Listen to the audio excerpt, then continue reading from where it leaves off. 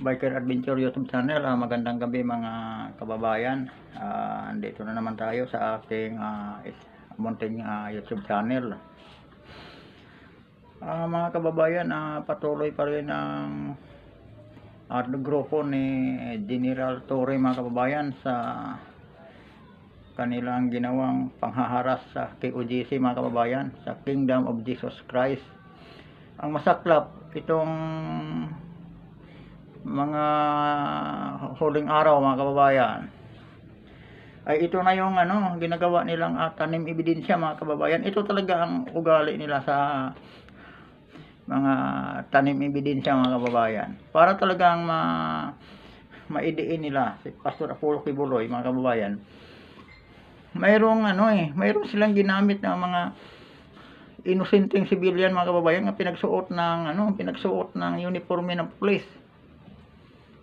at ginagamit nila upang hukay doon sa loob mismo ng basement ba ito ng doon sa Kingdom, sa building doon sa loob ng Kingdom mga kababayan. Pati na nga yung school,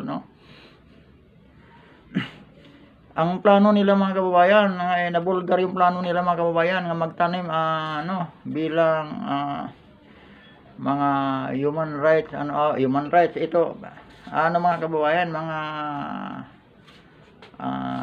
human trafficking victim mga kababayan. Palalabasin nila nga mayroon silang na-rescue doon sa loob mga kababayan, mga human trafficking. Kaya naghuhukay mga kababayan, balak nilang magawa sila mismo ang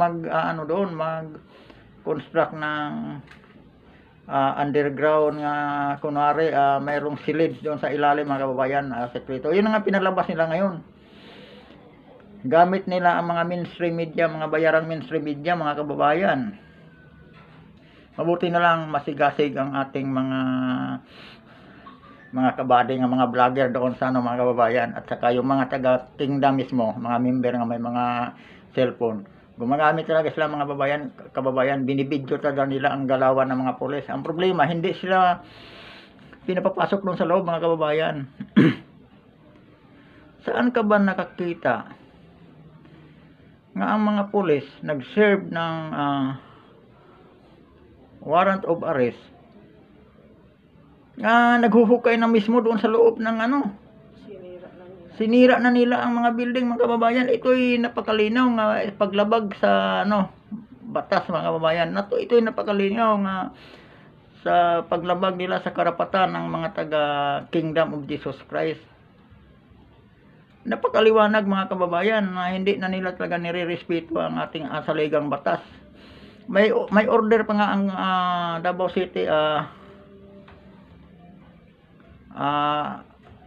regional mga kababayan, ang korte doon sa Davao City nag-issue ng TRO mga kababayan. Pinapaalis na sila, pero hindi nila sinusunod ang mga kababayan, Naalala natin noong Martes ba yun o Lunes nga sinabi ni Abalos nga hindi daw sila ang nag-utos sa ginagawa ng mga kapulisan doon sa Davao City. Pero nung nag-order ng TRO mga kababayan,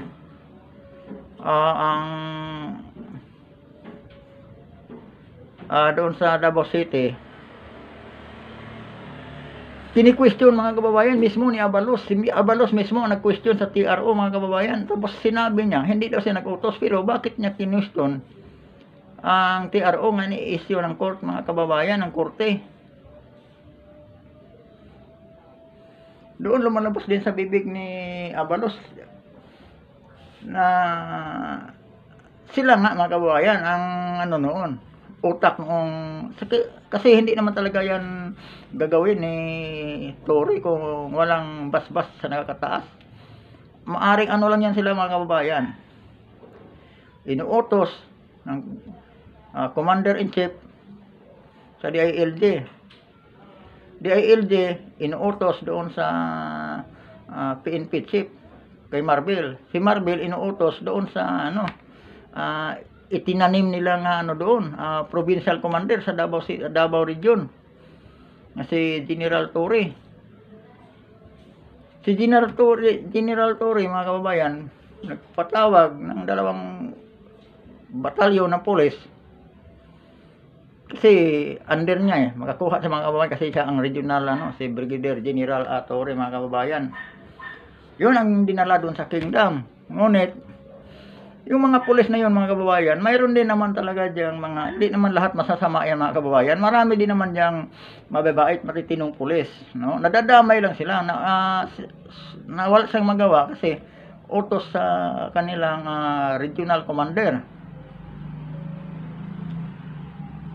Pag hindi naman sila sumunod mga kababayan, masibak.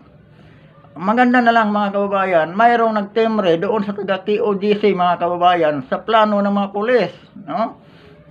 Mayroong nagtemre, mayroong doon sa loob mismo ng grupo nga ayaw sa ginagawa nila mga kababayan.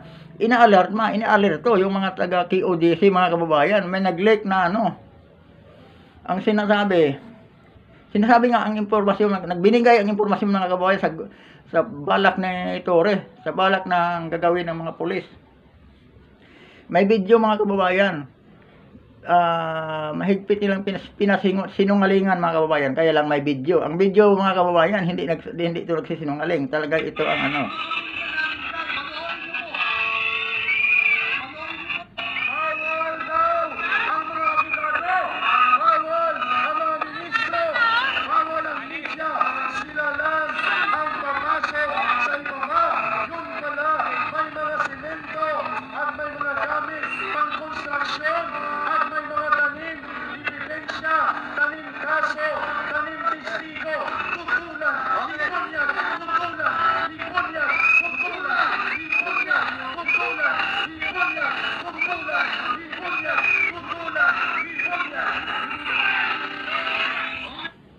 Ayan mga kababayan, yung mga na yun, hindi yung mga pulis mga kababayan, yung mga civilian, mga teenager nga pinagsuot nila ng uniforme ng pulis mga kababayan. Mayroon pa nga daw mga minero nga galing Diwalwal, ng mga eksperto mga kababayan, mga minero. Yun ang pinagsuot din ng pulis, uniforme ng pulis. Pinapasok doon sa ilalim, sila ang maghuhukay sa ilalim mga kababayan. Parang nagtitresyon na sila mga kababayan Maalala natin mga kababayan sa mga naunang vlog ko. Siguro may pang ilang vlog ko pa lang yun. Binanggit ko kababayan yung kasagsagan sa pag-imbestiga ni Risa Hontiveros doon sa tanim nilang kaso ni Kibuloy mga kababayan. Yung kaso ni Kibuloy nga dinismiss doon sa Davao City. Nga binuhay ni Boying Rimulya, di ba? Yung sa Senate hearing pa lang. Di ba may vlog ako doon, binanggit ko nga ang target nila dyan ay agawin ang i-take over nila yung Kingdom mga kababayan. May nasagap din kasi akong impormasyon nga ganun nga ang balak nila mga kababayan. Yung pag-haano nila kunwari kay Kibuloy pag-imbestiga, paraan lang nila yun mga kababayan para magkaroon sila ng dahilan. Yun talaga. Regarding naman sa mga tanim ebidensya, tanim testigo mga kababayan, mayroon ba akong ipakita sa inyo mga kababayan nga isa namang bilanggo nga pinalabas nila at binigyan ng script mga kababayan parang idiin si PRRD. Ito naman talagang main objective nila mga kababayan nga si PRRD ang ibubuwal nila Kumbaga si Kibuloy nadamay na lang yan mga kababayan. Pero ang main target talaga nila mga kababayan itong dalawang Duterte. Yung former president at saka ngayon yung kasalukuyang mga kababayan, kasalukuyang vice president si Inday Sara Duterte. Yun talaga ang pinaka main target nila mga kababayan. Ang target nila linisin yan. Mapalihis lang muna tayo ng konti doon sa mga pulis mga kababayan Kasi nabanggit na nila naman yung tanim ebidensya, tanim testigo. May ipapakita ko sa inyo mga kababayan yung bagong nila kay PRRD. Ako si Leopoldo. Ito mga kababayan, itong tanim naman to mga kababayan. 44 na taong gulang Pilipino at kasalukuyan. Ito mga kababayan, ito yung sinasabi kong dito sila talaga lahat ng mga tinitira ngayon mga kababayan, kay Kibuloy, PRRD. Puro mga scripted mga kababayan, puro sila mga tanim tanim witness. Yung kay Kibuloy naman doon sa KOJC tanim ebidensya, tanim kaso mga kababayan. ito ngayon, itong kay PRRD, ito naman nila, pang ilang ano na nila to mga kababayan, pang ilang atake na nila to kay PRRD. Itong isa na namang bilanggo kasi si Guban mga kababayan, nung maalala natin nasunog, no? Yan, binanggit pa ni Guban nga pinilit ng pala ni Trillanes. Ito ngayon mga kababayan, baka si Trillanes na naman kasi yun ang ano din ang style ni Trillanes eh. 'Di ba? Maaalala natin yung nung kailan ni Matubato, Las Cañas, 'di ba? Mga tauhan ni Duterte yon, pero nakuha ni Trillanes. Siguro nadaan talaga sa na ano rin yung mga tao kung magkano ang nabigay, kaya nakuha talaga bumaliktad. Pero wala pa rin nangyari kasi ang kasinungalingan mga kababayan ay lalabas at lalabas talaga yon sa ano. Mangingibabaw pa rin ang katotohanan. Sa ngayon, yung nangyari sa QJC, pagsamantalang naghari ang mga demonyo, mga kababayan, ng kasamaan, pero mangingibabaw pa rin yan ang katarungan. Kasi pag nakipaglaban pa ang ating mga kasamahang mga vlogger at saka yung mga taga-kingdom hindi pa sumuko. Pakinggan natin ito mga kababayan. Itong script na ibinibigay nila dito sa bilanggo na kunwari siya ang inutusan nga daw nga pinapatumba yung tatlong drug lord doon sa bilangguan mga kababayan. Sila ang inutosang pumatay. 1 million daw ang bayad sa kanila. Pero mga kababayan, obserbahan natin yung pagbasa na nga lang mga kababayan sa script nila, sabi salaysay daw nila mga kababayan, pati pangalan mga kababayan, pangalan ng testigo, hindi pa niya kung itong salaysay mga kababayan, kung totoo talaga to, kung sila talaga ang nagsasalaysay nito mga kababayan, kasi totoong nangyari, kahit hindi sila magbasa mga kababayan, may salaysay nila, di ba? Kasi itong hawak nilang papel, nanggagaling sa kanila eh. Maaring hindi sila nag-type, kung totoo nanggagaling sa kanila, may salaysay nila kahit hindi nila mababasa yung papel. Di sa pangalan pa nga mga kababayan, nakakatawa. Tingnan natin mga kababayan.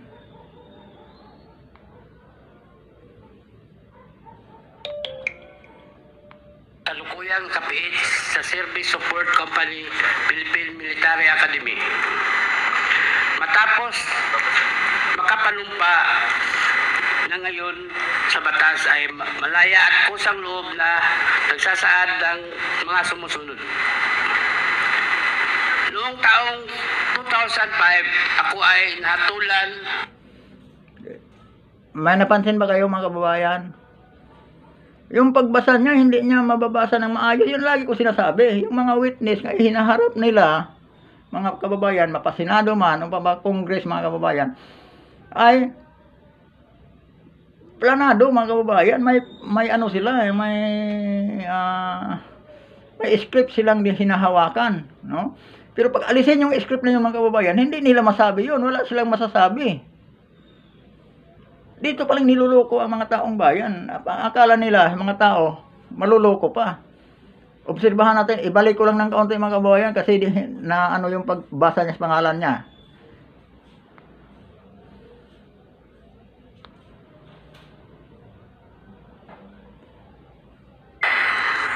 Sinumpa ang salaysay. Ako si Leopoldo Untalan Tan Jr.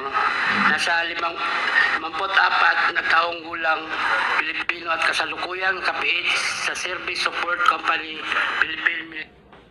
Ilang taong gulang daw siya mga kababayan? Hindi nga niya mabanggit agad ng diretso eh, di ba? Kung salaysay mo yun, hindi na kailangan basahin mo pa yung pangalan mo at saka yung edad mo. Di ba mga kababayan, napakaano eh. Dito talaga, napakikita mo talaga yung script nila nga. Dapat, mga ilang linggo mo na, binigay nila doon sa ano, para namang matuwid yung pagsasabit, magmukhang kapanipaniwala. Ito mga kababayan, makikita mo talaga yung katarantaduhan na ginagawa dito sa ano natin eh, sa ating administrasyon ngayon. Panahon ni Duterte mga kababayan, hindi ito nangyayari. At tuloy tayo mga kababayan. Military Academy. Matapos makapanumpa na ngayon sa batas ay malaya at kusang loob na nagsasaad ng mga sumusunod. Noong taong 2005, ako ay nahatulan at nakakulong sa Davao Prison Penal Farm dahil sa paglabag ng RA 9165. Noong mga bandang July 2016, habang sinisilbi ko ang aking sentensya sa maximum compound, dumalaw sa akin ang kaibigan ko na si SPO4 Arthur Narsulis. Si SPO4 Arthur Narsulis ay kaklase ko noong high school. At sa Di ba mga kababayan, anong napansin nyo dito sa witness daw mga kababayan? No? Duterte ang ano dito mga kababayan ha, tinatarget.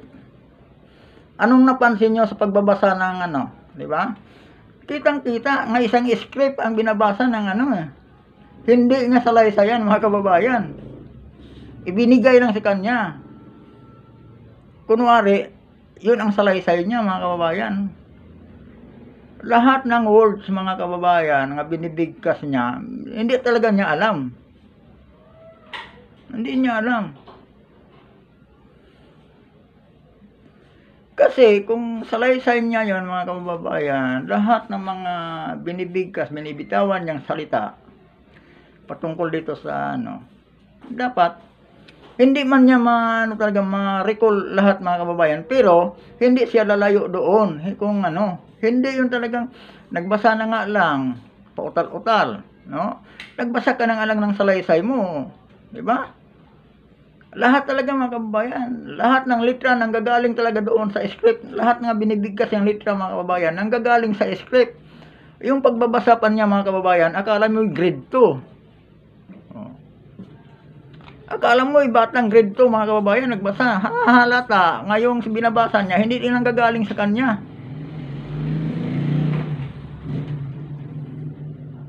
Nanggagaling sa kung sino man yung nagbibigay noon. Katulad lang din mga kababayan, ano tayong uli, tungkol doon sa napakainit nga debatihan sa 2025 budget sa OBP mga kababayan. Di ba ganun din, lahat sila mga kababayan, script, kaya nga nasira sila ni BP Sara eh. Nalabas sa script nila mga kababayan, nagkamali pa si Kimbo, di ba? Sabi pa, stick to our plan, stick to our plan daw. Stick to plan ba yun, sinasabi niya. Kasi naliligaw sila. Ito rin mga kababayan, kung paiikutin itong witness na to, maliligaw din to. Bilisan na lang natin itong mga kababayan sa topic na gusto kong linawin kasi baka makalimutan na natin yung patungkol dun sa PNP mga kababayan.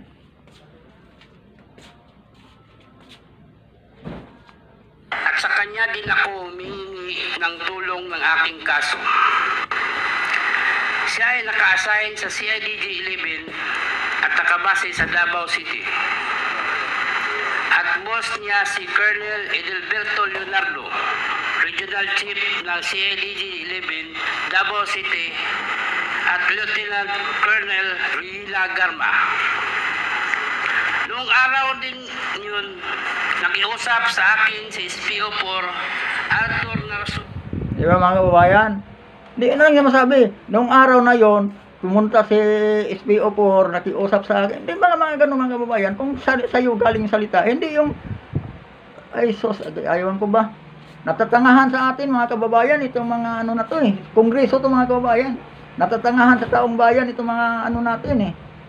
Mga mambabatas daw, sabi nila. Narsulis, at sinabi niya na may ipagtatrabaho ako sa iyo. At may basbas sa taas. Diba? May ipapatrabaho ako sa iyo. Yun daw ang sabi, di man lang sinabi. Dumating si mga kababayan at sinabi niya may ipapatrabaho daw sa akin. Diba? O may ipapatrabaho ako sa iyo. Hindi yung may ipapatrabaho ako sa iyo.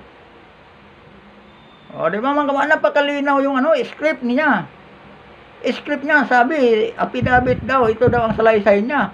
Pero bakit, kini-question natin mga kababayan, yung pag-deliver niya ng speech mga kababayan, salaysay mo, hirap na hirap kang bumasa, yun talaga lagi kong napapansin dito sa Senate hearing mga kababayan o kaya sa Congress. Basta patungkol sa mga Duterte mga kababayan, ganon talaga ang ano nila, scripted.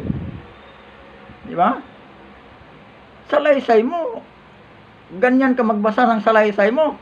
Pag salaysay mo, guide na lang yun, ma-recall mo naman yung ano eh. Kailan ka lang isa pa mga kababayan, yung timing ng paglabas ng ano nito. Di ba? Yung timing questionable. Ilang taon na nakalipas, bakit ngayon lang yan? At saka isa pa mga kababayan, naaayon ba sa batas to? Isang convicted, dinala na dito parang magsalaysay. Di ba? Isa salaysay yung ano mga kababayan. Naaayon ba sa ating saligang batas yan? Patuloy lang mga kababayan at obserbahan, tutok lang mga kababayan sa ano ng salaysay na ano na to. Baka matulungan ka rin namin na makalaya. Kakausapin ko namin ang presidente. Nakakainis mga kababayan itong ano na to, di ba? Sinabihan daw siya, kasi naman yung ano niya, tulungan ka namin makalaya. Di ba? Hindi yung sabihan, tutulungan ka naming makalaya. Kakausapin ko ang presidente. Kung talagang kausap mo siya, mga kababayan, ba't di mo madiretsa, di mo mapabigkas ng maayos? Ano pare, ganun lang mga kababayan, sample lang to sa akin Ano pare, may papagawa kami sa iyo, tutulungan ka naming makalaya pag magawa mo. Kakasapin ko presidente. Hindi, sa kanya mga kababayan, nagbasa siya ng ano, tutulungan ka naming makalaya. Kakausapin ko ang presidente. Di ba na nakakaloko? Anong tingin na sa mga sa atin mga taong bayan, mga kababayan? Anong tingin ng mga congressman sa mga taong bayan? Tatanga-tanga. Sila ang tanga no? Gagawa na lang sila ng kwento. Ganito pa, dapat tinitrain nila ng husto yung witness daw nila. No, hinahasa nila ng husto. Hindi yung iharap nila agad dyan sa kamera, nga ganyan anak ng butiki naman talaga. Kung ako magsinungaling, gagawa man lang ako ng ano, ibibigay ko na yung script. Sige, memoryahin mo. Bibigyan ko lang ng ideya yung mga ano natin, yung mga kababayan, yung ating mga babatas ng mga sinungaling. No? Kung magbigay kayo ng script, dapat may director din kayo. Pag-aralan nyo, kung pagkapanipaniwala na yung ano, kung mahanggat maaari, wag nang ipabasa yung script. Pamemorya yung ano, ang haba-haba kasi ng script nila mga kababayan, hirap pa magbasa yung witness nila. Tutulungan ka na, sabi daw ng ano niya kausap niya, tutulungan ka naming makalaya. Kakausapin ko ang presidente. Ano siya ng parte? Ano ba yun? Nakakaloko mga kababayan. Sana mapanood nila itong vlog ko para matauhan din sila no? Parang matuto din sila. Bibigyan ko lang sila ideya paano magsinungaling Nagsisinungaling niluluko yung mga tao, ganito pa ang ano no? Piki na nga, pinipiki pa. Anak ng put.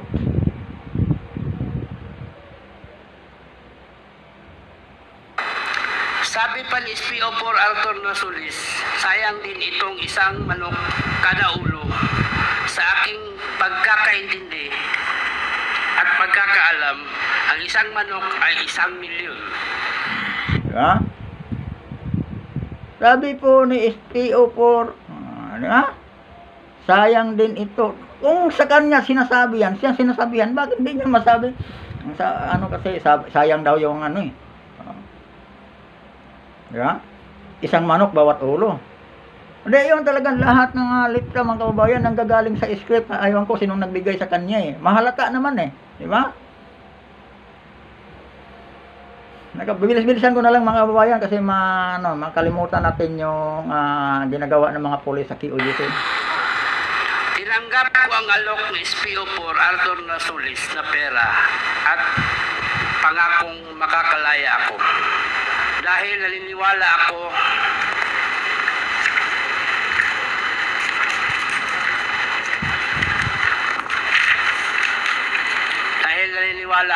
sa kapasidad at kakayahan ng boss niya na si Colonel. Tinanggap lang niya mga kababayan ang alok na SPO4 Nasulis. Nasulis ba yung tama ba yun? Tutukan na lang natin mga sa sunod vlog ko na lang yung sa mga pulis mga kababayan. Dito nanggigigil ako dito eh. No? Tinanggap daw niya. Diba? Hindi man lang madritso nga tinanggap ko yung alok ni SPO4 na Solis kasi tutulungan daw ako makalaya. Tinanggap ko ang alok ni SPO4 na Solis. Tutulungan daw nila ako makalaya.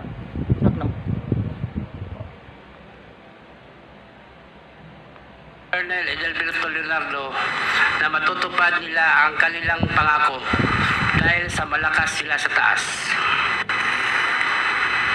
Tinanong ko kay SPO4 Arthur Nasulis kung sino ang mga tatrabahuin at pinakita niya ang isang kapirasong papel na naglalaman ng mga pangalan ni na Chukintong at Jackson Lee. At sinabi pa ni SPO4 Arthur Nasulis na 3 sila, ngunit Isa pa mga kababayan, pasensya na ha kung medyo mayroon sigurong iiba sa inyo na aasar dito sa pananalita ko. Mga kababayan, ang punto ko lang dito, naisalaysay niya lahat na yan, nagawa niya ang isalaysay doon sa naggumawa ng affidavit mga kababayan. Ibig sabihin, naalala niya yung konversasyon nila nang nag-ano sa kanya, nag-hire sa kanya, nag-utos sa kanya mga kababayan, di ba?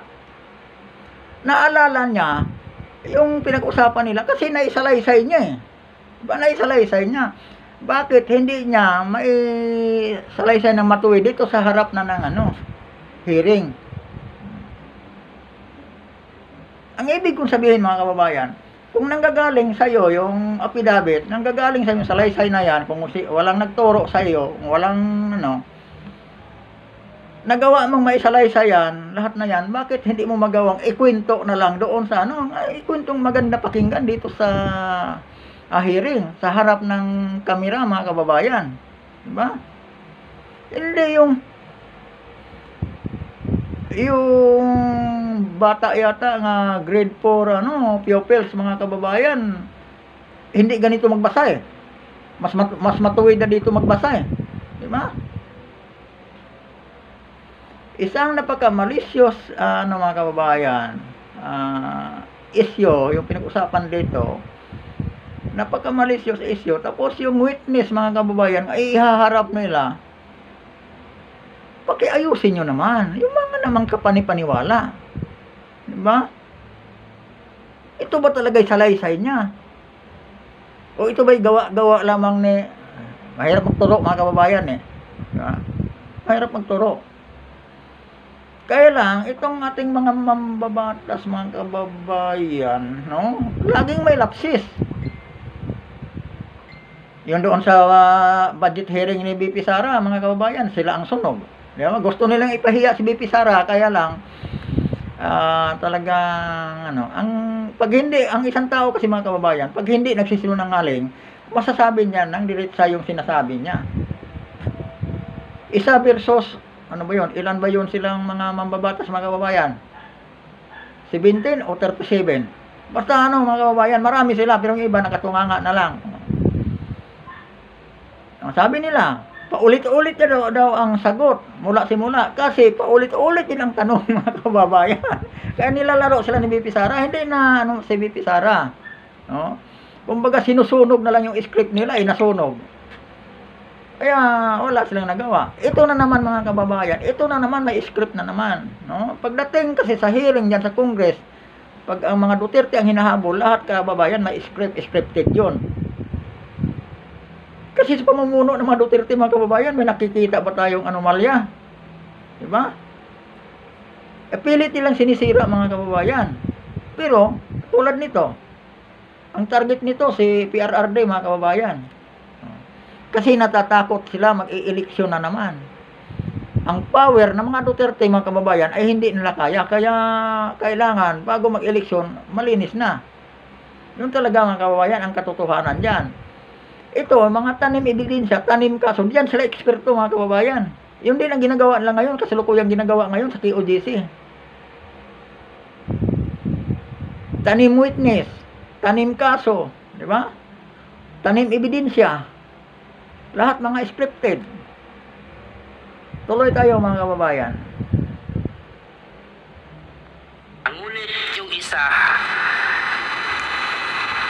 na may pangalan na Peter Wang ay darating mamayang gabi dahil manggagaling siya sa ibang kolonya. Nagpakita pa si SPO4 Arthur Nasulis sa akin ng isang papel. Diba? Nasalaysay niya mga kababayan. Bakit di niya malang masabi? Pero mamayang gabi pa darating si Peter Wang, galing doon sa isang kolonya. Di ba? Talagang lahat yun. Binabasa niya eh. Ngunit, mamaya ang gabi darating si Peter Wang nang gagaling sa isang kolonya. Anak ng butiki naman to. Hindi naman, ikaw ang nagkwento, ikaw nagsalaysay dyan. Di ba't di mo ngayon may salaysay na matuwid? Tanga din mga kababayan, tanga din yung nagbigay ng script nito. Hindi niya hinahasa yung tinatanim niyang witness. Katulad din yung mga witness ni Risa Hontiveros yung pag-latest na kay Tibuloy mga kababayan sa Senado, yung si alias Amanda. Si alias Amanda mga kababayan, pati yung si alias Jackson nga ngayon mga kababayan, nagsusuot ng pulis sa uniforme ng pulis sa QGC. At saka nagla-live mga kababayan, nga nagtatakip ng mukha. Kaya yun dapat ay pinawagan natin mga kababayan sa Napolcom. Bakit ang Napolcom hinahayaan yung ginagawa ng mga pulis nga may nagsusuot ng dapat hindi hinahuli, bawal yan, di ba? Dito muna tayo mga kababayan, nagigigil ako sa witness na to eh. Ginagawa tayong gago eh, ginagawa tayong tanga eh. Ang papel na naglalaman ng iba't ibang pangalan ng 32 na Chinese drug lords na nakapiit sa iba't ibang kolonya. Sinabi pa ni SPO, nakapiit sa iba't ibang kolonya. Bakit hindi man lang masabi nakapiit sa iba't ibang kolonya? Di ba? Yung listahan sa mga ilang yan, mga Chinese drug lord nanggagaling pa sa iba't ibang kolonya. Hindi man lang nakapiit sa iba't ibang kolonya. Tapos papaniwalain ng publiko, papaniwalain na yung mga Pilipino sa buong Pilipinas ang ganito.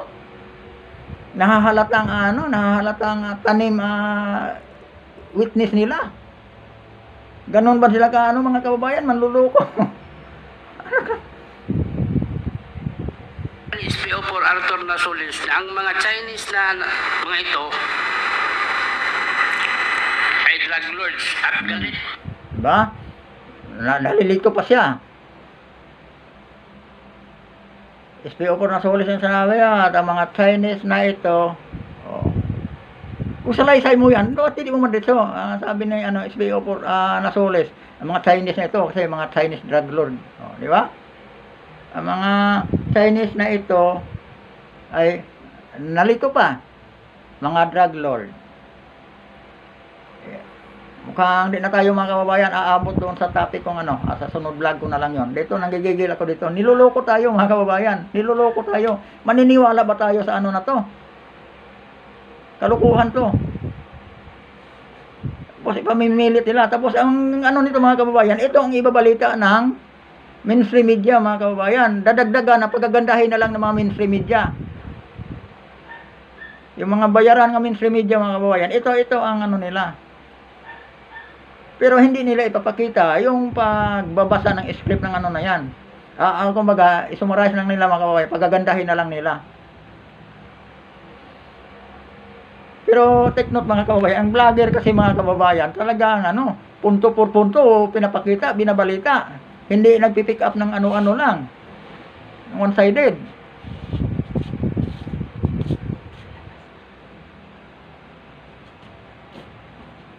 Sinumpa ang salaysay. Nawala. Ako si Leopoldo Ontalan ay drug lords at galit ang presidente sa kanila.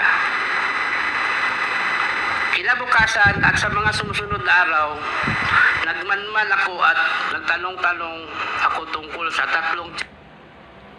Sabi niya mga kababayan, ang mga Chinese na ito ay mga drug lord at galit na galit ang presidente sa kanila. Diba? Hindi niya, salaysay niya yun, pero binabasa niya, hindi niya mabasa ng matuwid. Di man lang masabi nga ang mga Chinese na to, mga drug lord, galit na galit si presidente sa kanila. O, kaya pinapatumba. Hindi ganun lahat kasi sinasabi niya, nanggagaling pa doon sa binabasa. Ibig sabihin, hindi niya alam mga kababayan. Wala siyang alam sa ano na to, script na to. Kaya lahat ng litra nga binibigkas niya, nanggagaling talaga doon sa ano mga kababayan, talagang binabasa niya. Hindi niya maano eh. Kasi mga kababayan, kung ako, kahit ilang taon na yan, kung nagawa kong isalaysay, ibig sabihin, na-recall ko, di ba? Naalala ko. Kung nagawa kong may salaysay, mga kababayan, kung di lang yan abigay sa kanyang script, kaya kong sabihin yan, uulitin sa harap ng kamera, sa harap ng ano, sa harap ng kongreso, di ba? Doon sa hearing. Kuha niyo mga kababayan, ibig kong sabihin. Kasi script mo yan, ano mo yan eh, salaysay mo yan eh, bakit hindi mo masabing matuwid? Kung nagawa mong isalaysay, ibig sabihin, naalala mo. Bakit di mo magawang ikwento ng diretso dito sa ano, hearing? Yun ang punto ko. Dito tayo niloloko mga kababayan sa ating mga mambabatas nga nawala na rin sa hulog, mga desperado na rin. No? Papaniwalain tayo sa isang witness na wala namang credibility mga kababayan. Saka isa pa isang convicted. Diba? Lilinlangin tayo sa isang convicted nga witness nga wala namang credibility, wala namang ano. Pagpatuloy na lang natin mga kaibigan. Tatlong Chinese drug lords. At nalaman ko na ang mga ito nakakulong sa foreign ward na likod, bakod ang pagitan sa amin at may barbed wire pa. Kaya isang gabi, tumawag ako kay Arthur Nasulis at sinabihan ko na mahihirapan ako na kunin yung tatlong Chinese drug lords kasi... Di ba? Siya daw ang tumawag kay Arthur Nasulis, mga kababayan. Hindi man lang na niya masabi nga ano eh. Sa sunod gabi, tumawag ako kay Arthur Nasulis nga ganun ba, hindi yung lahat talaga na ano mga kababayan nanggagaling doon sa script. Kasi simpleng ano lang naman eh.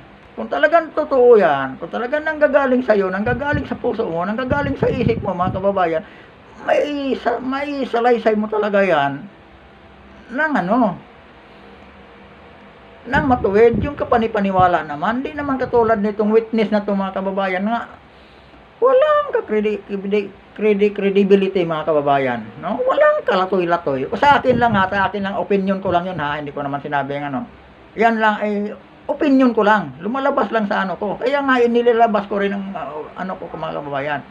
Ano ko rin to mga kababayan eh. Malaya sa ano rin. Karapatan ko rin to mga kababayan. Kasi lahat tayo may kalayaang magsasalita. May freedom of speech tayo mga kababayan. Tayong lahat mga kababayan, konstitusyonal, ano yun mga kababayan. No? Freedom of speech, freedom of express. Malaya tayo mga kababayan. Malaya tayong maglabas ng ating saloobin. Malaya tayong magsalita. Malaya tayong magkomento sa ating makikita. Yung sa atin mga kababayan, ito lang ang pahayag ko. Dito, naayon lang dito sa nakikita ko sa ano, sa kanyang naobserbahan ko lang, sa kanyang mga salaysay. Simpleng salaysay lang mga kababayan. Ang issue dito, kung totoo yung siya ang nagsalaysay mga kababayan, tuhan nyo, kung totoo, affidavit niya ito mga kababayan, salaysay niya, ang sinusulat dito, ibig sabihin, nanggagaling sa kanya yung mga salita na yon, ibig sabihin, sa tagal ng panahon nang ginawa niya yung kaso, ang krimen na yon mga kababayan, kasi ilang taon na siyang nakakulong eh. Ibig kong sabihin mga kababayan, na-recall niya yung mga ginagawa niya noong araw. At saka yung pinag-usapan nila ni Nasulis, na-recall niya, naalala niya. Kasi ano siya sa salaysay niya eh. Di ba? Naibigay niya sa salaysay niya. Pero bakit dito sa hearing mga kababayan, nagmukha siyang tanga-tanga eh. No? Gagawin tayong tanga mga kababayan sa ating mga mambabatas, nabububuan sa atin ako mga kababayan, hindi ko naman sinabing matalino ako. Bubu ako. Ang pag-iisip ko mga kababayan, ganun lang kakitid oh. Ulitin ko. Yung pag-iisip ko mga kababayan, ganun lang kakitid. Ibig sabihin talaga, lamang lang yata ako ng konti dito sa witness na to mga kababayan. Siguro lamang lang ako ng 2 buhos paligo mga kababayan. No? Kung naligo man, ako, naligo din siya. Basta nakauna lang ako pagbuhos siguro. Hindi lang isang paligo mga kababayan. No? Kasi ganun lang naman. Talagang binababa ko ng husto pagkatao ko. Nakauna lang ako ng 2 buhos mga kababayan sa paligo. Lamang ko dito sa ano na to. Ba? Pero, wag naman ganito kasi ganito na lang tayo lulukuhin ng mga ano. Tapos ang sinisira nila ay isang dating presidente mga kababayan. Tapos ang pagsira nila, ganito lang ang performance ng kanilang witness. At papaniwalaan agad kasi one-sided sila mga kababayan eh. Diba?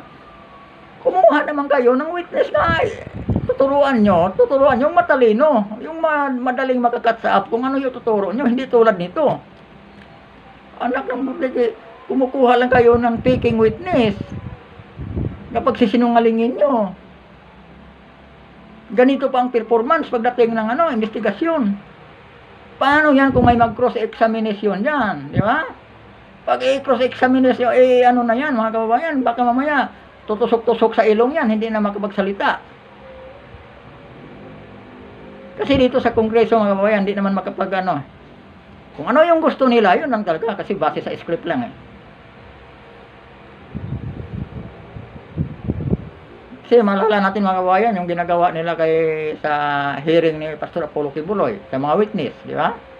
Yun lang, kung ano yung sinasabi ng witness, hindi nila inaalam yung pagkatao ng witness. Kung ano yung klase yung pagkatao. Tulad yung si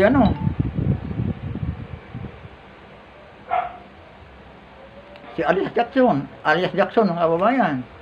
Di ba? Kaya tuloy-tuloy tayo mga kababayan. Pasensya na kung medyo nanggigigil lang ako dito mga kababayan. Yung ulitin ko, aking opinion lang yung nilalabas ko mga kababayan. Opinion ko lang, sa nakikita ko lang na performance dito sa witness nga ihinarap nila mga kababayan sa Kongreso. Yung ko lang mga kababayan, ulitin ko, ang utak ko mga kababayan, hindi ako matalino. Ganun lang kakitid mga kababayan ang isip ko. Pero nakikita ko yung panluloko dito sa witness na to. Paano na kaya yung mga kababayan nating matatalino? Diba?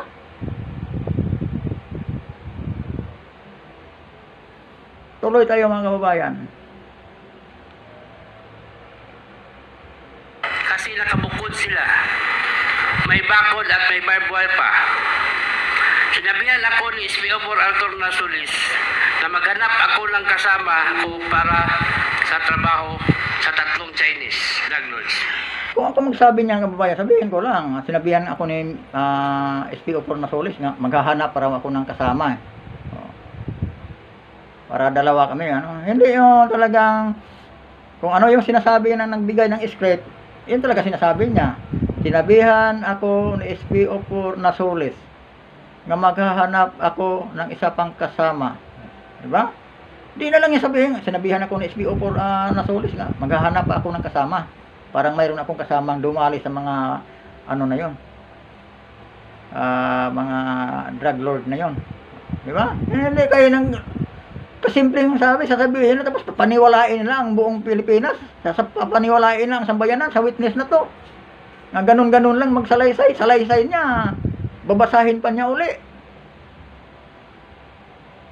Ano na rin to, sino man gumawa ng script nito, sa susunod, magtaniman lang kayo ng taking mabibigyan ko pa ng ideya yung mga ugok ng mga sinungaling, Kailangan, bago nyo ihasa lang, kabisado na, hasang-hasa na ready na magsinungaling. Hindi katulad nitong pinipilit nyo lang yata ito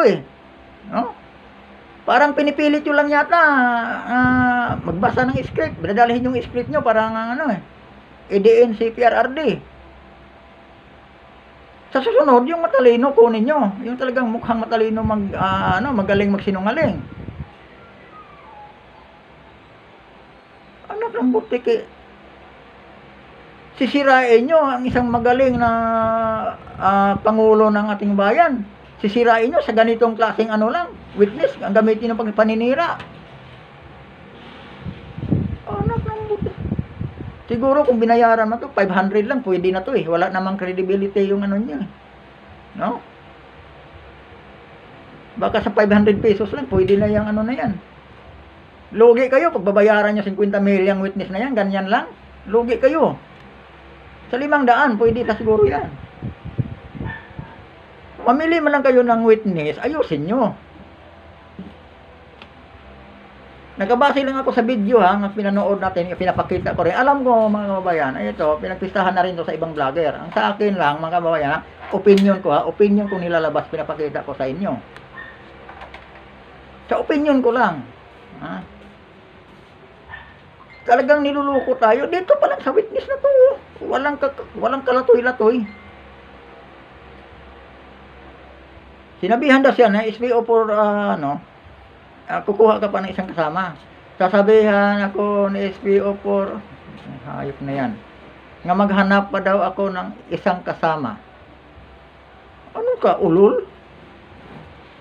Sambayan ng Pilipino, lulukuhin mong ganun-ganun lang ang witness mo. Tapos ang tinitira mo, presidente. Yung dating presidente. Kung sino pa yung presidente na nakapagpabago sa Pilipinas, nakapagpaganda sa Pilipinas, ay siya pang binpilit, binubuwal nila. Ang masaklap, ang ginagamit lang maninira, itong ganitong klaseng tao lang. No? Napaka-cheap naman yung mga nagbabayad nito. Magbayad man lang kayo yung mga yung may mga presyo ng mga bayarang mga witness. Hindi itong sa 500 pangalata yata palang lugi pa kayo dito eh. Sa performance ng witness ang kinuha nyo eh. Tapos sabihin binayaran ng 1 milyon, anak ng buti. Kung ako may magbabayad, kung ganyan ka man lang di na, mabubulilyaso lang ang bala ko sa iyo eh. Oh? Kasi yung pinalabas salaysay niya, ito salaysay nga niya eh, affidavit ng to. Hindi siya nagta-type nito mga kababayan, pero nakabase yon sa mga sinasabi niya. Pag di ba, pag may kaso, maggagawaan ka ng affidavit ng abogado, kasi naman gagawa. Pero hindi basta-basta gumagawa yung naggawa ng affidavit, kung hindi nakabase lang yun, tinatype lang yun yung sinasabi mo. Tatanungin ka eh, iniimbestiga ka eh, sasalaysay mo yung nangyayari. Kung bakit niya nasalaysay dito sa papel na to, at hindi niya masabi ng matuwid. Di ba? Kaya ang opinion ko mga kababayan, ginagago nga tayo. Sa ganitong klaseng witness lang, itong klaseng tanim witness lang, na ganito lang kaugok din ang witness, ipapaniwalain na ang buong sambayan ng Pilipino. Yung mga nagmamahal kay Duterte, papaniwalain na sa ganitong klaseng lang. Kaya ako, hindi ako naniwala. Kaya nga sinasabi ko, sa sunod, kung magsinungaling man lang kayo, pag-igihin nyo na, yung magmukhang totoo, magmukhang kapanipaniwala. Huwag naman yung ganito lang. Diba? Ipiki na nga, pinipiki nyo pa. Diba? Piki na nga, piki siyang witness, pinipiki pa. Yung mga sinasabi niya, pinipiki pa eh.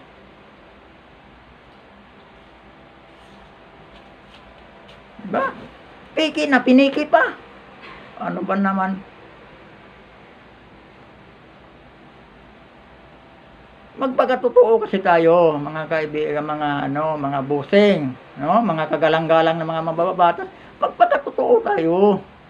Huwag tayong magsinungaling. Kumukuha lang kayo ng bayarang witness, nilabag nyo pa ang batas kasi convicted yan eh. Convicted yan, inilabas nyo sa kulungan, parang gagawin yung witness. Tapos ganito pa ang performance. Tapos gusto nyo maniwala yung buong sambayan ng Pilipino. Anak. Kaya ito ngayon, puputaktihin talaga kayo ng puna ng mga vlogger. Ay maliban lang yung mga mainstream media nga bayaran, nababayaran nyo na, makasabwat na kayo. Pero ang mga vlogger, puputaktihin talaga kayo ng puna kung ganito ang witness nyo. Ulitin ko, sa susunod, kung magtanim kayo ng witness, turuan nyo maigi. Hasain nyo maigi. Diba? Kung may nagbibigay ng script, kumbaga sa pelikula, mga kababayan, kung may script, may director.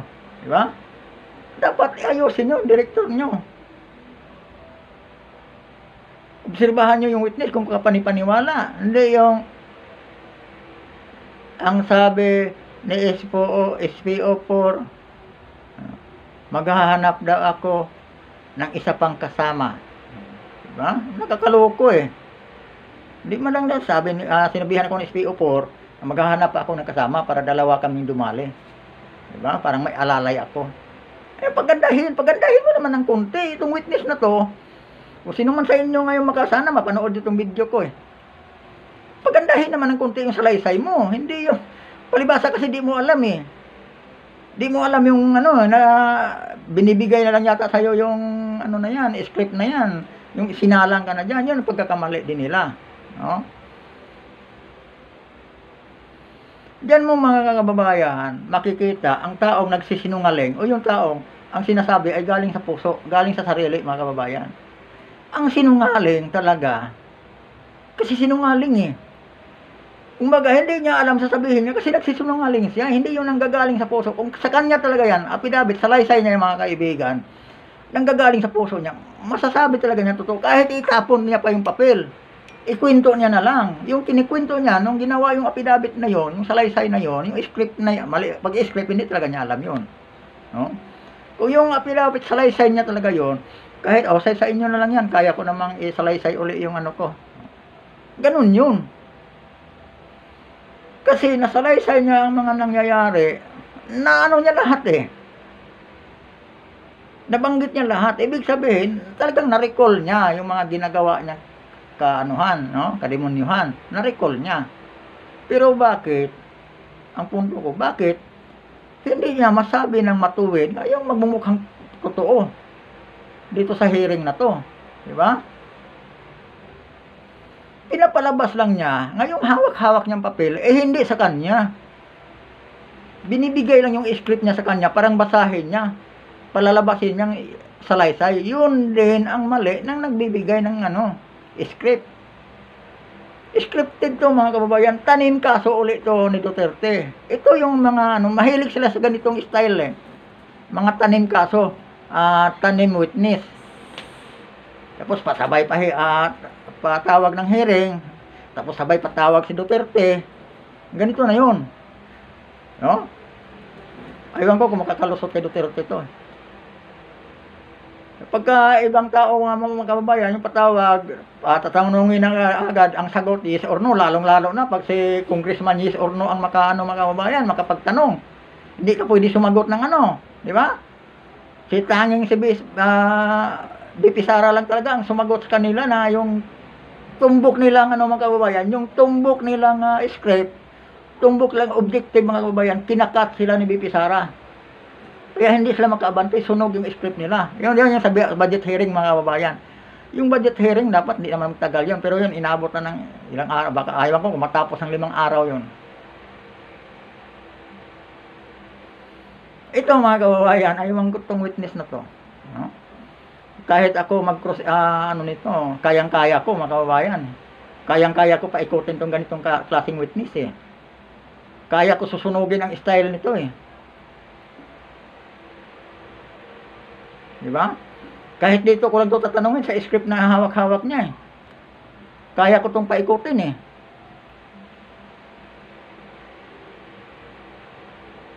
Paano na kung yung mga matatalinong tao ang magpaikot nito? Ako nga mga kababayan, ulitin ko ha.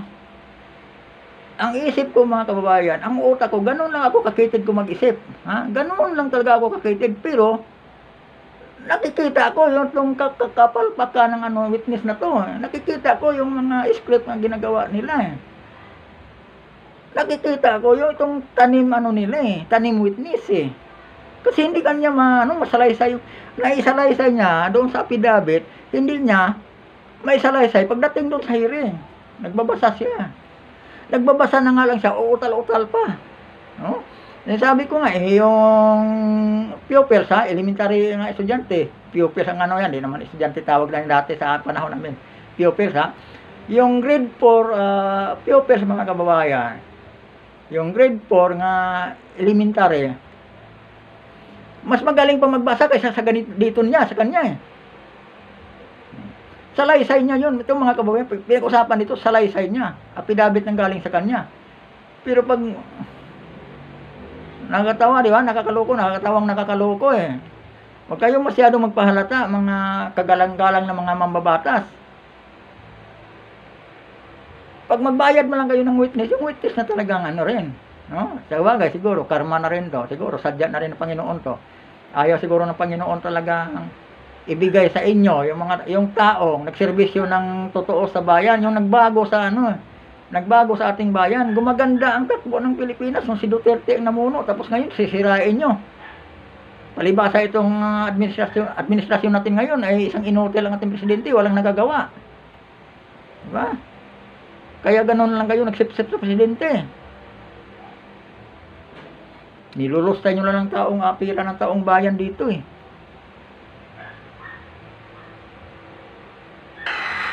Ibabartuloy na lang kami at doon na namin isasagawa ang pagpatay.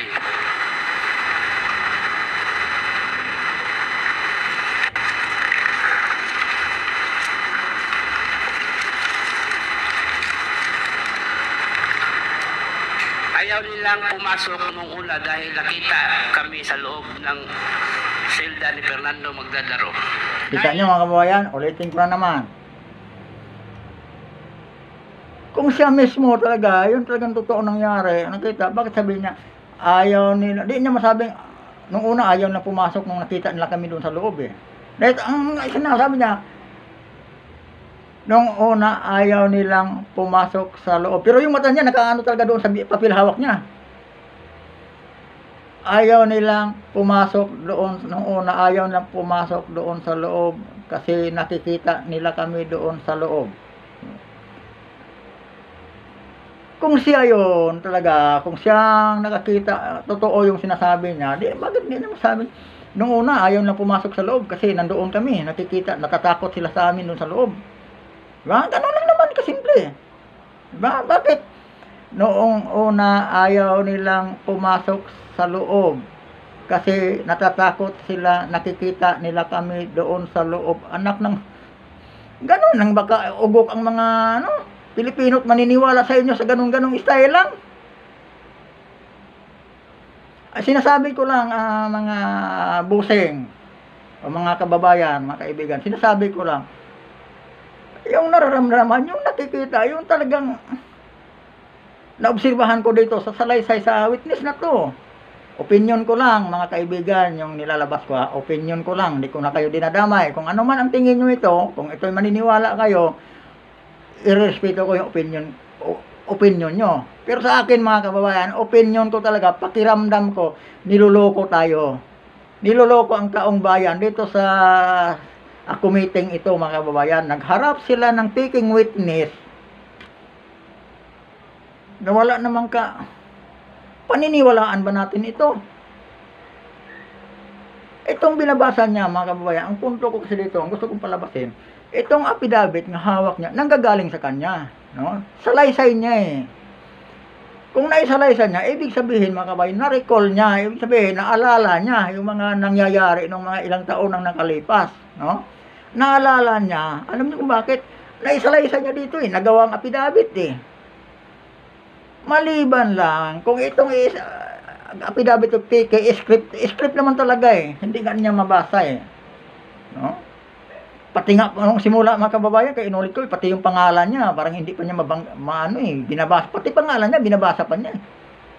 Para din siyang, mga kababayan, may iba, may pakalma-kalma sa, damdamin. Yung mga bata, mga kababayan, nung nag-aral pa ng grade 1, no? Pinasulat ng teacher, ng pangalan. Dahil grade 1 pa, hindi pa magaling sumulat.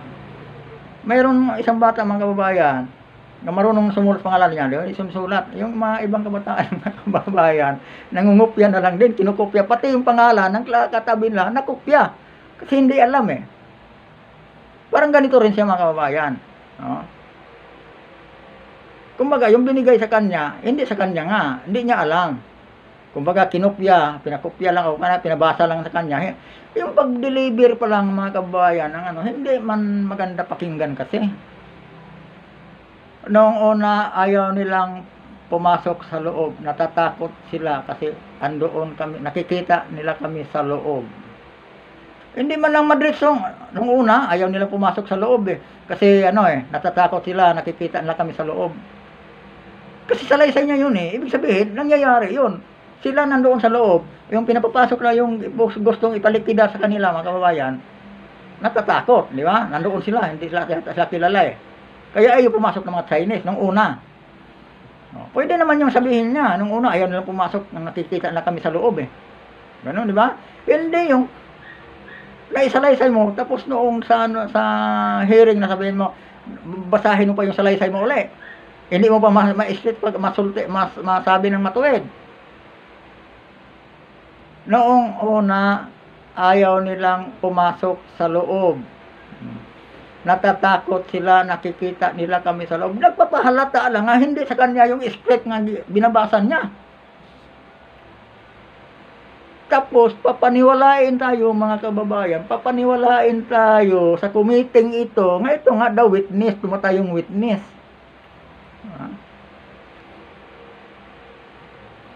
Nakakatawa nga, nakakainis ito. Hindi lang dahil ako PRRD supporter ako Hindi lang dahil DDS ako Kahit siguro yung mga BBM supporter. Kung makikita nyo makikita nyo ang performance ng witness na to, baka sabihin nyo rin sa mga mga handler nito, dapat tinuruan nyo munang maigi yan. Dapat pinapractice nyo muna bago nyo sinalang dyan. Nahahalata tuloy tayo eh. Kasi kung ako supporter ni Marcos, mga kababayan, sisihin ko talaga itong dito eh. Humahawak dito eh. Dapat tinuruan muna at pinapractice nyo muna yan bago nyo sinalang. Nahahalata tayo eh.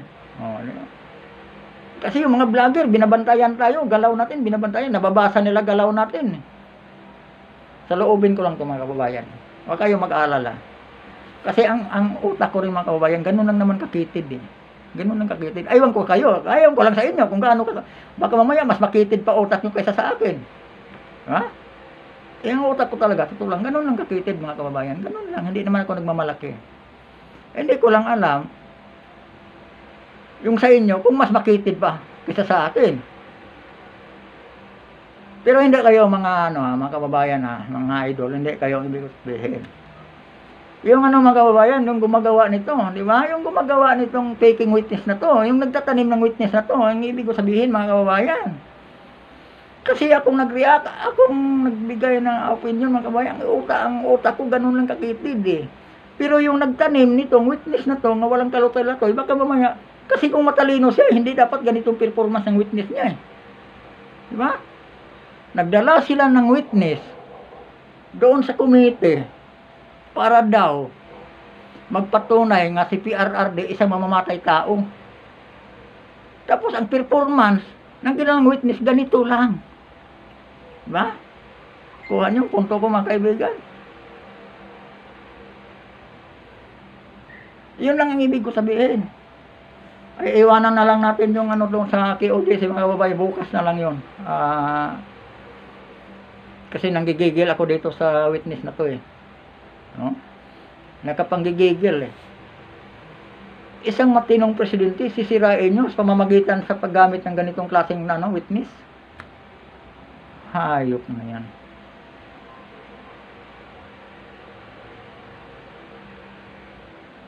Dahil dito, inilipat muna kami.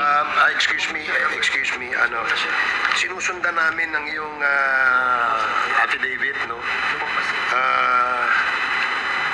Parang hindi kasama itong pahinang ito. Pwede bang malaman kung kasama ito sa iyong itong number 14, page 3. Page 3, para lumagpas ka. Page 4 na siya eh.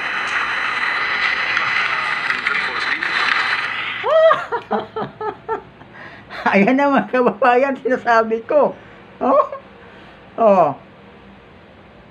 Hindi kasi nila naturuan ng maayos eh. Lumampas mga kababayan ng PIDS na binasa. Salaysay niya, hindi na, kung saan na siya napunta, kay humaba eh. No? O, diba? Sige lang mga kababayan, hayaan natin, ano nila yan, kaligayahan nila yan. Sa atin lang, ilalabas na natin opinion natin.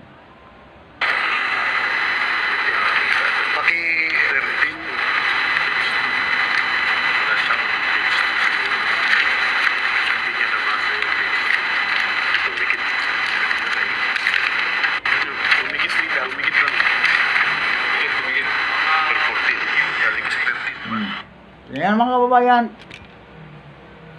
salaysay niya. Hindi na alam kung binabasa na yata niya. Yun ang sinasabi ko mga kababayan, yung binanggit ko sa inyo kanina.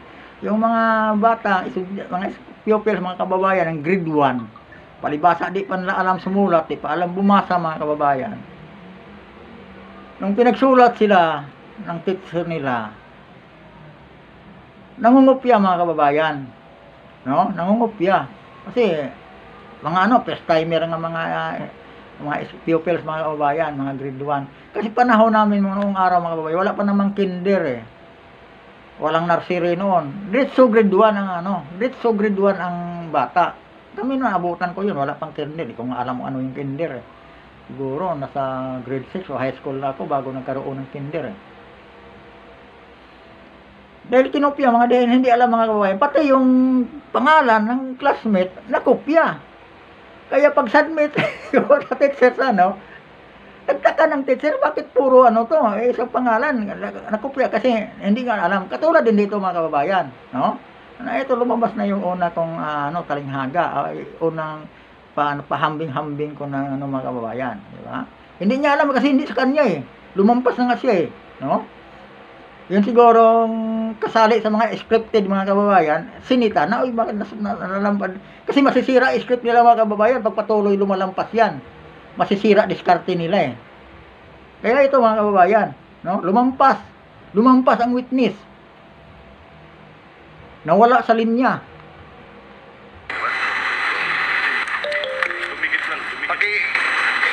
Paki-check mo nga ulit kung yan na kasama sa iyong salaysay.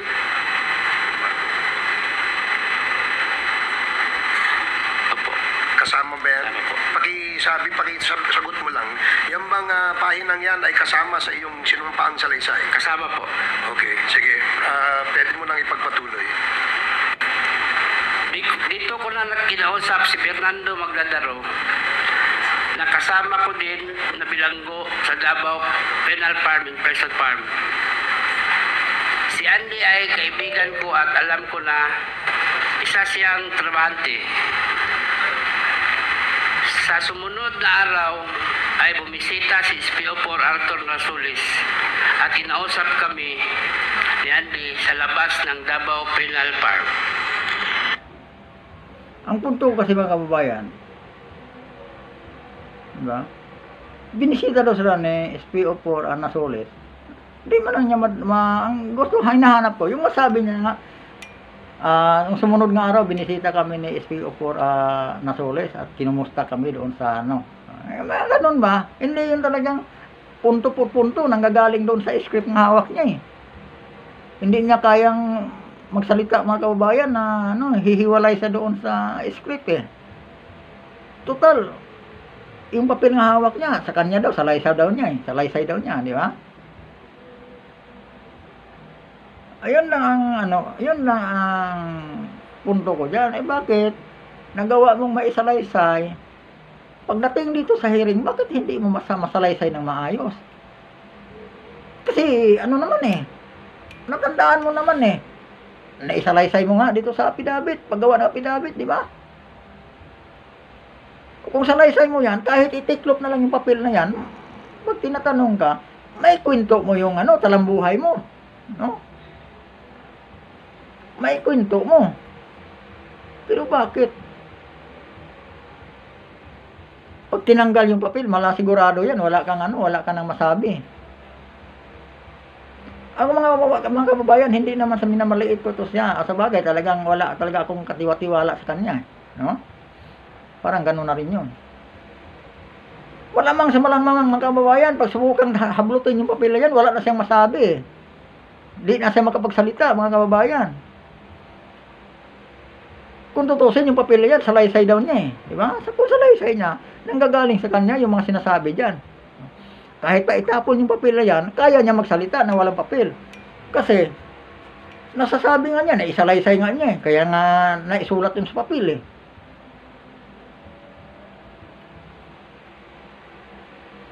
Yun pagkakaiba mga kababayan sa mga nagsisinungaling at saka yung mga nagsasabi ng totoo. Kasi pag nagsabi ka ng totoo, kahit paikot-ikotin ka, patuwarin, padapain ka man dyan, pag tinatanong ka, kaya mong uulit-ulitin mo yung totoong nangyayari eh. Hindi mo makalimutan eh. Maliban lang talaga kung talagang dekadang taon na ang nakalipas, siguro, tao lang tayo, mayroon din ating mahina ang memory. Di na maalala lahat. Pero mayroon talagang parte nga matandaan mo. Hindi tulad nito mga kababayan, itong witness na to.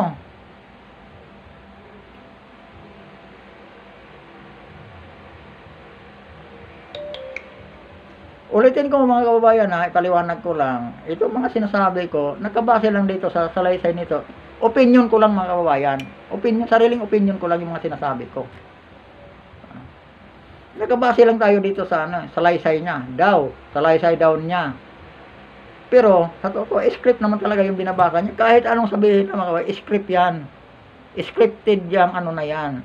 Kaya sabi ko nga, ito ay isang tanim witness. Bakit niya nasabing tanim witness? Tingnan mo naman yung performance niya. Di ba? Hindi siya makapagsalita ng hindi siya makapagbigay ng testimonya niya matuwid kung hindi talagang gagaling lahat doon sa script. Ibig sabihin mga kababayan, yung mga sinasabi siya niya nanggagaling sa script. Kaya hindi siya makapagsalita ng nag-iisa. Nakabasa siya sa script. Diba? Pagbibiglain ngayon, baka pati pangalan niya nakalimutan niya eh.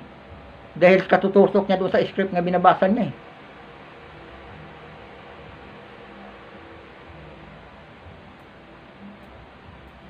Napaka-scripted mga kababayan, napaka-scripted itong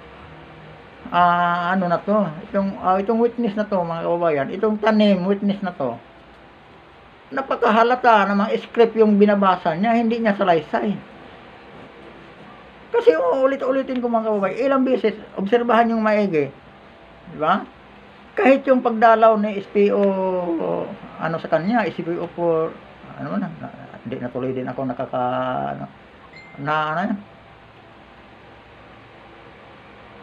hindi niya maisalaysay aga, hindi niya kung di niya babasahin yung papel ng hawak niya.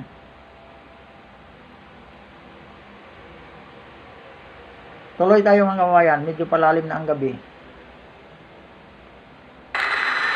Dito binuksan ng gate officer ang control gate. At nakita ko din sa gates si Superintendent Gerardo Padilla at tinapik pa ako. Noong papalabas kami ng gate, narinig ko yung isang empleyado sa pintuan napuntahan si Portalisa, Major Portalisa. Sabihin nyo na may dalaw siya. Ang classmate niya na si nakuha na napansin niyo mga kababayan sa pintuan, di ba? Sumabit siya eh. Kung siyang nagkwento noon, bakit pati yung doon sa pintuan sumabit siya? Siya may kwento niyan eh. Bakit ngayon continuous lang tayo mga kababayan para matapos itong pagsisinungaling na ito mga kababayan para matapos to. Garma. Ang Garma na tinutukoy ay si Lieutenant Colonel Ruila Garma na sa pagkaalam ko ay taga CIDG. Kilala ko si Lieutenant Colonel Ruila Garma na karelasyon ni Art SPO4 ng Sulis. Kinabukasan, nagkaroon ng search at pinalabas na may nakuhang sachets ng shabu sa aking bulsa. Dahil dito, ako ay pa kayo nakahalata mga kababayan. Pinalabas daw nga may nakuhang sasi sa kanyang bulsa. Pero hindi talaga niya masabi ng ano. Yun ang kanina ko pang inaabangan mga kababayan. Yung makapagsalita siya, makapag-deliver siya ng speech niya nga. Yung, kumbaga, yung hiwala yung mata niya doon sa script. Pero hindi talaga eh. Kanina ko pa binabantayan eh. Wala talaga mga kababayan. Lahat ng mga salitang lumalabas sa bibig niya, talagang hugot na hugot sa script. Ang ibig ko sabihin mga kababayan, bakit hindi makalabas yung mga salita sa bibig niya pag hindi siya titingin sa script? Kasi total, ganun din naman eh. Salaysay naman yun, sa kanya naman nagagaling yung ano na yun. Affidavit na yun eh. Yung script na yun mga kababayan, inangkin niya sa kanya galing. Kasi yun ang sinasabi. Siguro, yun ang inuutos sa kanya. Sa aminin mo lang ha, sabihin mo lang ito salaysay mo to. No? Kitang-kita din naman eh.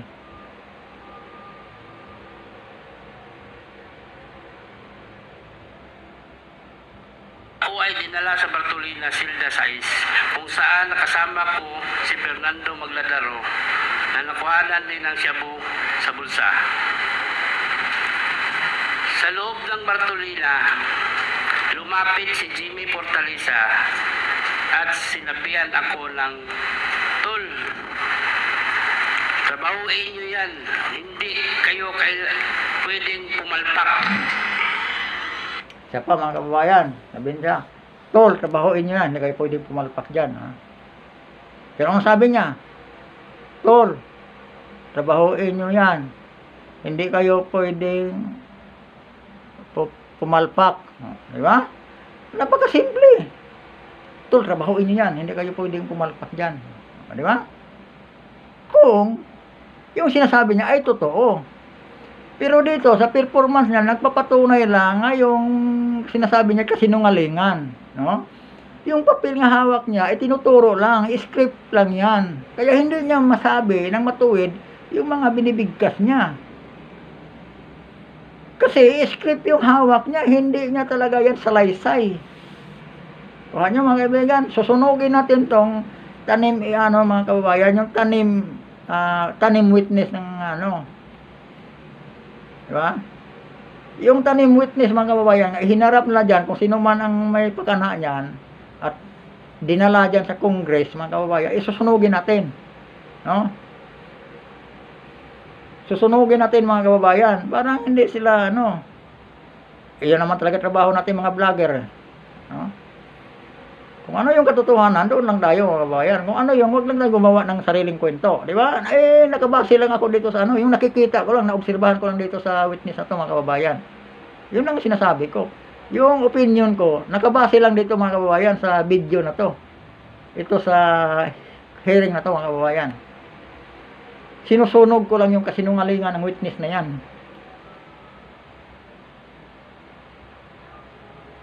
Kasi ang mainstream media mga kababayan, hindi naman talaga nila yun. Pagagandahin lang nila yung witness na yan, na yan.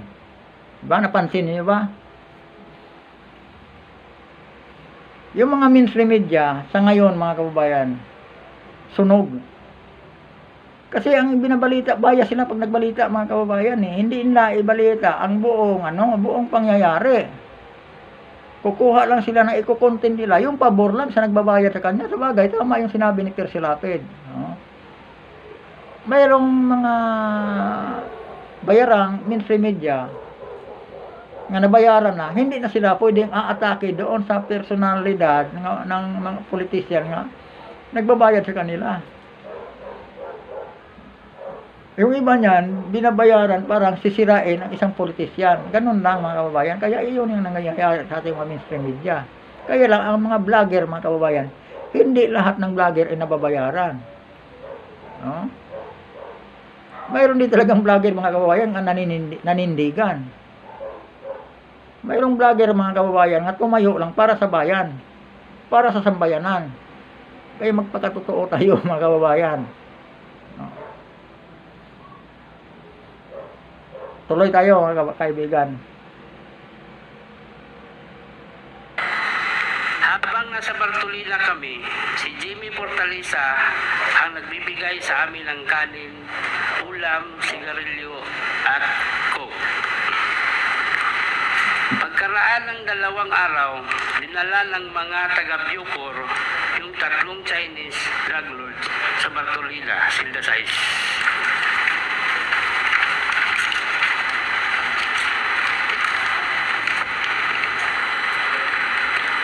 Ayaw nilang pumasok nung una dahil nakita kami sa loob ni Fernando Magdadaro. Dahil dito, nilipat mula kami sa Bartolina, Silda 4. Saka pumasok ang 3 Chinese drug lords at pagkaraan ng ilang minuto ay binalik din kami sa Bartolina, Silda 6. Noong August 13 ng gabi, pinagsasaksak na namin yung 3 Chinese drug lords. Ginamit ko ang porta at pagsaksak at si Fernando Magdadaro na Pinagsasaksak na daw nila mga kababayan, sabi niya.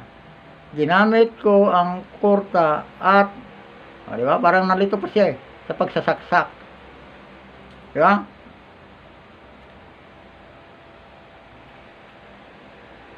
naman ay gumamit ng 29 balisong sa pagsaksak.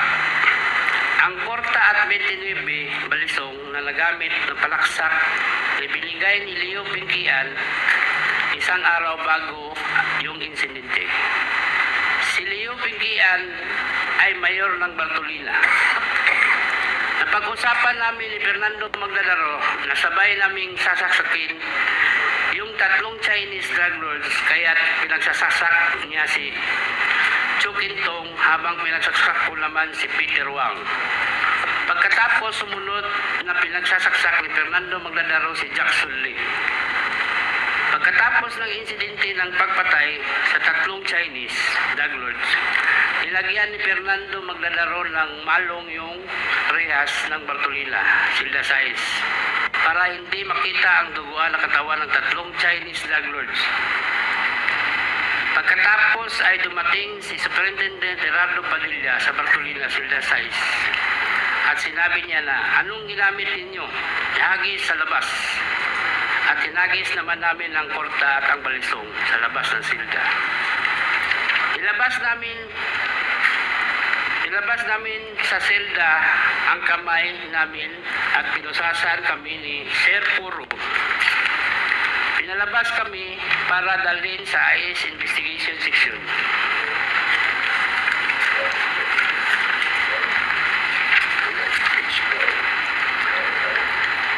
Habang naglalakad kami papuntang investigation section, tumunog ang cellphone ni Superintendent Padilla. Nakita ko sa napilindot ni Superintendent Padilla ang kanyang cellphone. Nadinig ko na sinabi nung tumawag kay Superintendent. Kaya mga kababayan ha, ito ang pinaka-main objective nila mga kababayan. Tandaan ha, ito ang pinaka-main objective nila, itong party na to. Ito ang pinaka-target nila mga kababayan. Makikita natin kung paano nila palulutangin ang pangalan ni PRRD. Superintendent Padilla, congrats Superintendent Padilla, job well done. Pero grabe yung ginawang dinuguan. Alam ko na ang kausap ni Superintendent Padilla ay si Presidente Duterte dahil pamilyar ko ang boses niya. Sandali. Yan mga kaibigan, no? Yun talaga ang target. Yun talaga ang target nung pag-tanim nila ng witness. Ito po mga kababayan, ito talaga ang pinakaano ito. Palulutangin talaga nila dito ng husto. Sa halip nga i-close na itong witness, di ba? Sa halip itong paikot-ikotin, kumbaga, ipinadiin pa, kunwari tinatanong mga kababayan, kailang pinadiin, talagang pinapalinaw, ang target, ipalilinawin talaga nga si PRRD ang nag-utos.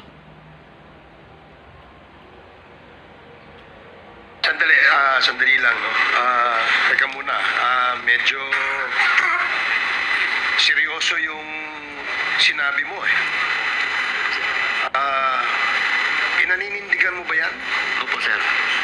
Pwede bang ulitin mo kung ano yung sinabi mo?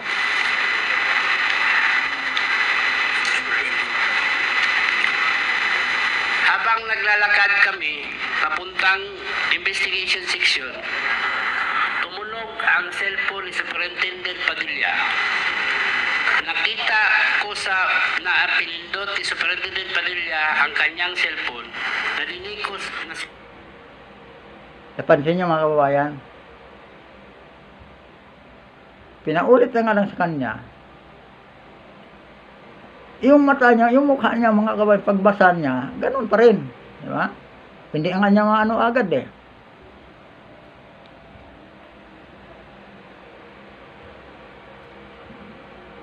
na sinabi nung tumawag kay Superintendent Padilla, "Congrats, Superintendent Padilla, job well done. Pero grabe yung ginawa, diluguan." Meron kang kasing binanggit eh, na pangalan eh. Yung nandito sa number 29. Ito ay pinaninindigan mo. Yan mga kababayan, yan talaga pinapalutang na ng gusto. Ganon, kunwari, tinatanong. Pero, ang laman ng pagtatanong mga kababayan, dinidiin. Ba? Yung pinapalutang ng gusto ang pangalan ni PRRD. Opo. Pwede bang pakiulit mo ulit kung ano yung sinabi mo dito? Alam ko na ang kausap ni Superintendent Padilla ay si President Duterte dahil pamilyar ko ang boses niya. Nakakausap mo ba si President Duterte? Narinig ko lang palagi yung boses niya, kaya pamilyar yung boses na narinig ko. Sige, patuloy lang. Pagkatapos ng tawag, sabi ni Superintendent Padilla sa mga kasamahan niya doon, tumawag si Presidente na congrats sa akin. Dahil sa sinabing ito ni Superintendent Padilla, kaya lalo akong napaniwala na ang tumawag sa kanya ay si President Duterte. Pagkatapos kaming imbestigahan sa IS, kinausap kami ng hipi ng Bartolina na si Jerome Blasi.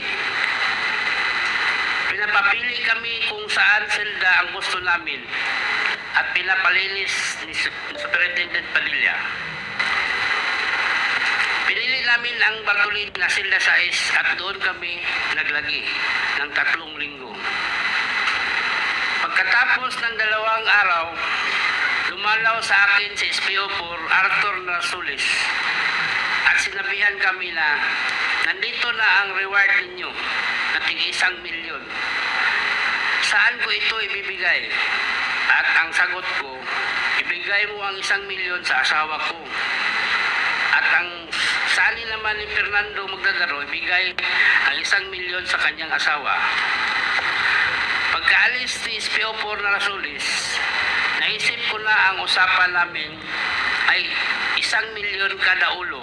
Kaya kulang ang reward na natanggap ng mga asawa namin. Ngunit naisip ko rin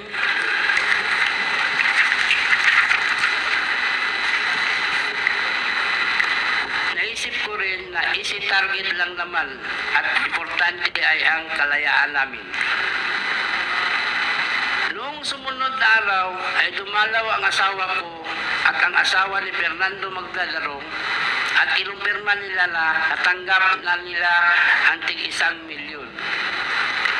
Palagi kong tinatawagan si SPO4 Arthur Narsulis tungkol sa aming paglaya at ang palagi niyang sinasabi, mag-antay-antay lang kayo, makakalaya din kayo. Sabihan namin ang presidente. Naghintay kami sa pangakong yun hanggang matapos ang administrasyon, hindi kami tinulungan na lumabas.